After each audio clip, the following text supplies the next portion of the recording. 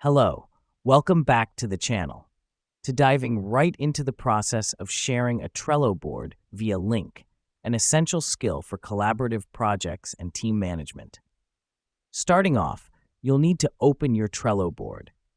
The reason we do this first is because your Trello board is the central hub for all your tasks, and it's where you'll find the sharing options.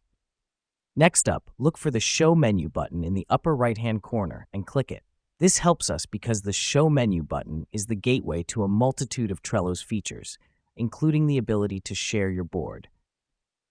Now that we've done that, within the menu, find and click on the More tab, and then select Share. This is important because it's the direct path to generating the link for sharing your Trello board.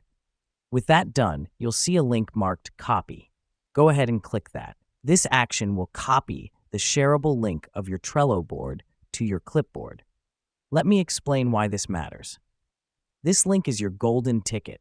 It's what you'll be providing to your team members or clients so they can access the board you're sharing. Now you're ready to distribute the link.